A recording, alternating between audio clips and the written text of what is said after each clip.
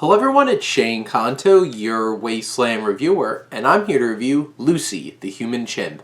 And this is a new documentary on HBO Max telling the story of Janis Carter, who was a woman in the 1960s who helped raise a chimpanzee named Lucy, and then took Lucy off to Africa, to this colony, this island where they had chimpanzees. And this documentary is interesting in the way that it's doing a lot of different things. And this is from director Alan Parkinson, who has done Nat Geo shows, like those kinds of things where you have a host and they're like going off into the jungles, off into the wilderness kind of thing. And this film opens up with some great dialogue, some great narration, really strong and engrossing kind of montage of information that really sets the stage for this whole entire film. You understand the cultural context at the time and the infatuation with understanding how close are chimpanzees to humans, how smart are they intelligent and learning that they can sign, and all of these different kinds of things. And this really sets the stage for this story in general. And you have this film that really, with Parkinson's mixing archival pictures and footage to interviews, especially with Janis Carter. You're talking to her a lot. She's sitting there talking at the camera quite a bit during this film, narrating her experiences. But then there's also the dramatizations, and I've seen this done in American Animals, and which is more narrative, but then has interviews with the actual people spliced in. But this brings in that dramatization to help tell the story of Carter and the Tamerlans, the scientists who are working with the chimpanzees. And the one thing I have to say, though, the actor who plays Carter in the dramatizations overacts everything. Everything is over-exaggerated. It's like theater acting. Big decisions with everything, and it kind of took me out of the film a little bit. And honestly, the dramatizations kind of took me out of the film a bit too, because I'm like, this was definitely one of those films where it didn't feel as seamless as pick one or the other.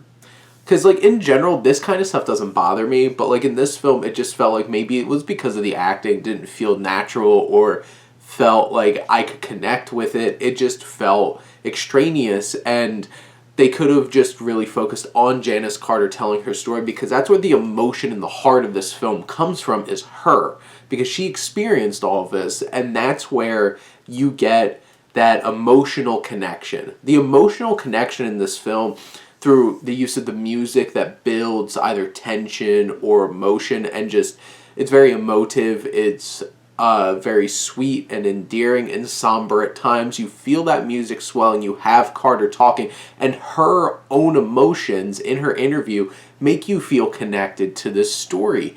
And the dramatizations just feel a little bit too much, a little bit obnoxious. And you really get this tone of what's this film going for? Because it does have this scientific kind of aspects, it does become kind of a thriller at times when she's living in the jungle and there's intense moments, and the music helps reinforce that, because there's a lot of range in the music, because this film tries to do a lot of range in the tone of it. And what are we going for? Are we supposed to be okay with what they're doing to these apes? And they talk about experimenting, trying out all these different things. It's is this a place for humans to be doing this to highly intelligent animals? And it's just I don't know if the film really takes a stance, besides the fact that it gets to the point where it starts really talking about her feeling like a mother to her child. And there's a lot of themes of motherhood, and I know my mom, when I went away to college, it was very hard for her to let go. And she still texts me when it's bad weather.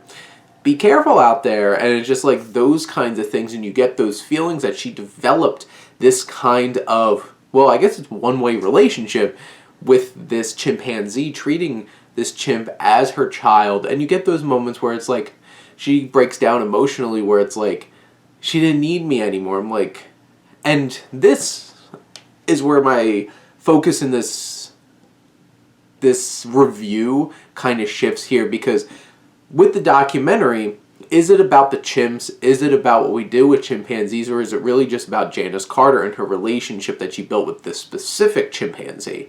And I feel like there might not be the best focus on what it's really supposed to be, but definitely the last 2/3 of this is a documentary about Janis Carter. This isn't about Lucy the human chimp. Human chimp. And I started writing down so many questions. I'm like, at one moment Janis Carter's like, I was asked, did you ever become a chimpanzee? And I'm like, because I guess the whole entire idea is like, did this chimpanzee become human? And it's just like, I know people talk to their animals and their pets like they're their children, and we have this whole culture of like, my pet children or my grand pet babies. Like, my mom even says that. And it's just like, they're not human. Like, this isn't a human being. This is not your actual child. And like, cat parents, dog parents, and like calling them your children is just like, they might dogs might unconditionally love you. Cats, I'm a cat person, but I know deep inside they want to get rid of all of us. I'm onto you, cats. But the idea is, being facetious to the side, it was really weird watching this documentary and feeling like, I understand she feels this way, but it asks so many weird questions. And I guess just the nature of this documentary just puts that stuff out there and accepts it without questioning it. And I feel like that was a missed opportunity to pose that really interesting and ethical question of like, should we feel these human connections to animals like this, especially something like a chimpanzee, which is highly intelligent, and we're trying to treat it like our child, and it's just like, they don't need us. Like, they're out in the jungle and like doing their thing. They didn't need us. We're the ones who took them out and tried to grow this dependence upon us. And I don't know how much the documentary really wanted to dig into that, but I feel like those are some missed opportunities with this film to talk about that, because it takes this very specific, we have a human type relationship with this chimpanzee because, this chimp is basically human. But how do you define that? And I feel like this film could have got deep philosophical and more compelling in that way, but really, honestly, at times it kind of turns into a survival film where it's just like Janis is trying to survive in the jungle and talking about the emotional connection she has with chimpanzee. Taking a step back, I enjoyed watching the documentary, and it made me feel some things. It made me feel some thrills. It made me feel emotion with how sad she is and this emotional connection she had with this chimpanzee. I just thought it could have been deeper and more compelling if it didn't like sidestep some of these bigger, more intriguing and challenging topics. But in the end, Lucy the Human Chimp is an interesting and engaging documentary, and it's on HBO Max right now. But those are my thoughts. Let me know what you think, and let's talk some movies. But thank you as always for tuning in and supporting your Wasteland reviewer.